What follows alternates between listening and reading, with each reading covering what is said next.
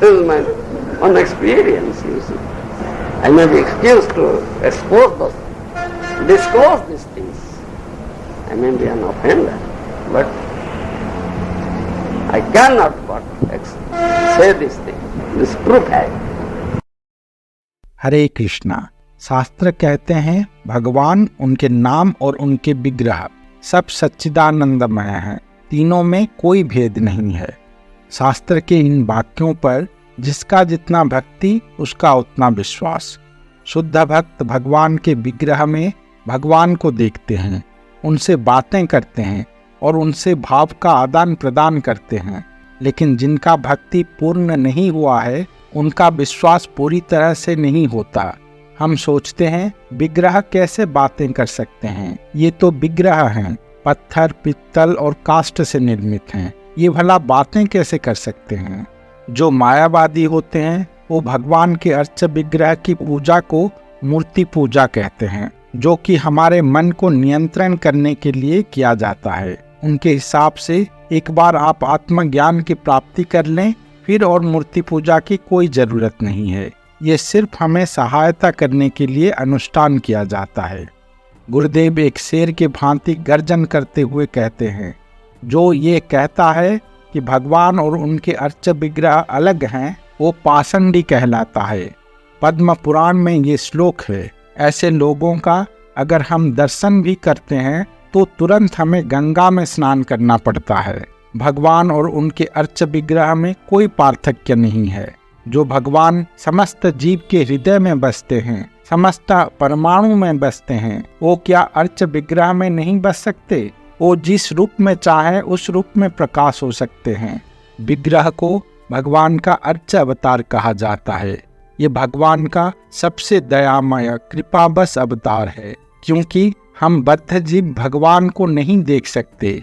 हमारे इंद्रियां शुद्ध नहीं हैं, हमारी वो आंखें नहीं हैं, इसीलिए हम अपने इस भौतिक जड़ इंद्रिय की सहायता से भगवान की कोई सेवा नहीं कर सकते। इसीलिए भगवान कृपावश होकर विग्रह के रूप में हमारे सामने आते हैं। भगवान में और उनके विग्रह में कोई पार्थक्य नहीं है। प्रतिमा नुआ तुम्हें साक्षात ब्रजेंद्र नंदन। चैतन्य चरितामृत के साखी गोपाल के प्रसंग में गुरुदेव हमेशा ये पढ़ते थे, आप प्रतिमा नहीं हो, आप स्वयं नंद महाराज के पुत्र हो। कुछ लोग ये कहते हैं कि ये सब तो शास्त्र की बातें हैं। उस समय ये सब संभव था, प्रतिमा भी बातें करती थी और साक्षी गोपाल बन के साक्षी देने के लिए भी आते थे। लेकिन आज के जमाने में तो ऐसा नहीं हो रहा ना। ये सही विचार नहीं है। भगवान समय के हिसाब से प्रकट या अप्रकट नहीं होते, वो तो हमेशा हैं। जब उनके साथ भाव का आदान प्रदान करने वाला शुद्ध भक्त आते हैं तो भगवान उनके सामने प्रकट होते हैं, उनके साथ बातें करते हैं।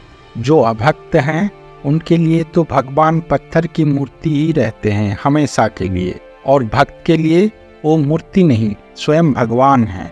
गुरुदेव के जीवन में हम इसका प्रमाण देखते हैं। भुवनेश्वर के इस्कॉन मंदिर में जो छोटे गौर निताई हैं वो वृंदावन से आए हैं।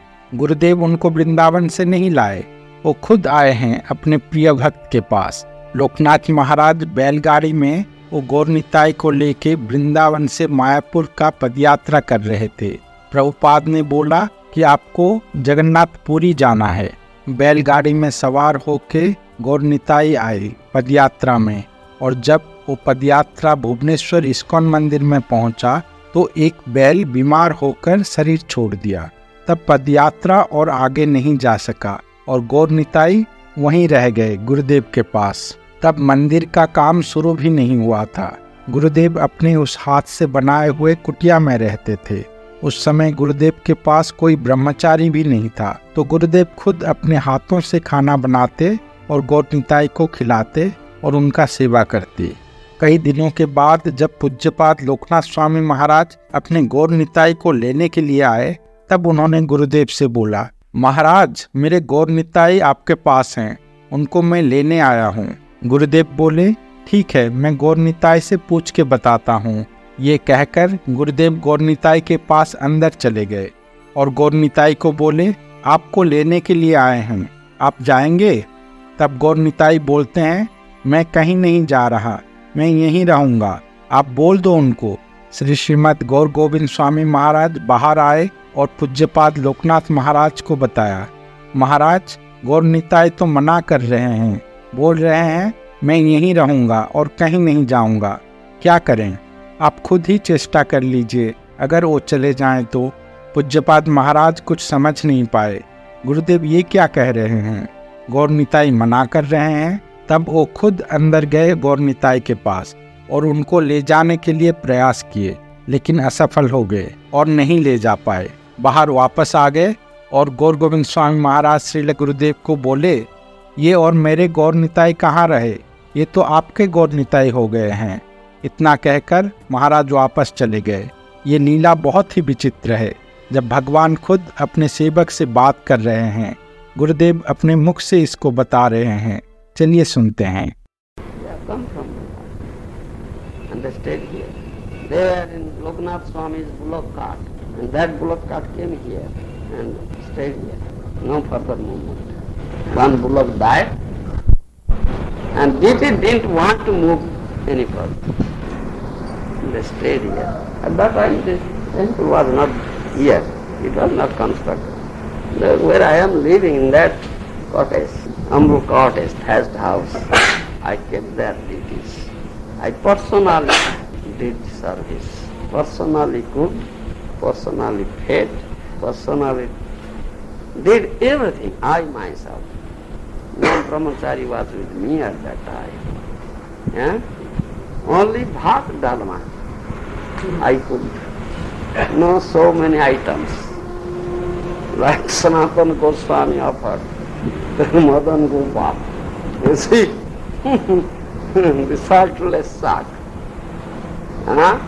and dried bread and chana. Madan Gopal ate it now, very gladly. You see? Similarly, I only cook bhat dalma, anna dalma. I offer. You please tell.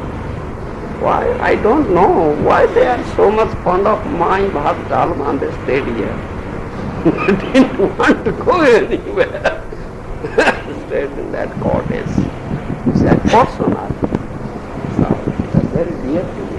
I cannot part with it. Once Loknath Swami came here and said, my deities, I will take them away. I said, Maharaj, why you take them away? All right, you are go and ask deities if they can go. I went to deities, tried to tell deities. Maharaj, Loknath Swami wants to take away. The deity said, no, we won't go. Do you understand? They said, no, we won't. They told me, yes, as he has come to take away, but we won't go. Then I said, all right, Maharaj, you may take them now. You go and ask them if they can go. They won't go. They didn't go. Maharaj went back. This is my own experience, you see. I may be excused to expose those, disclose these things. I may be an offender, but I cannot but say this thing. This proof I.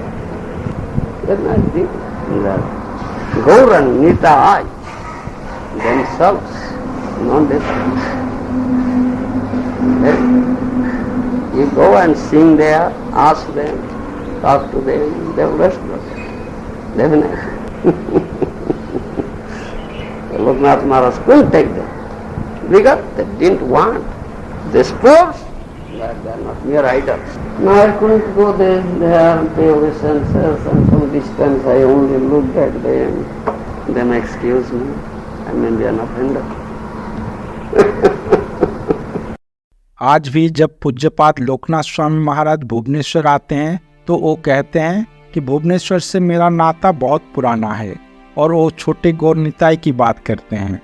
गुरुदेव के गौर निताई आज भी भुवनेश्वर मंदिर में हाथ उठाकर खड़े हैं और भक्तों का सेवा ले रहे हैं, अपना कृपा से भक्तों को कल्याण कर रहे हैं। जो प्रेमी भक्त हैं उनसे वो बातें करते हैं। गुरुदेव हम सबको प्रेम प्रदान करने के लिए आए थे। हम अगर उनके आदेश का यथारूप पालन कर सकें और उनका कृपा भाजन हो सकें तो हम भी गौर निताई के दर्शन कर पाएंगे, उनसे बातें कर पाएंगे, तब हमारा जीवन सफल होगा। जय श्रील गुरुदेव की जय। जय गौर नित्यानंद प्रभु की जय। अपना प्रश्न और सुझाव हमें जरूर बताइएगा। हरे कृष्णा।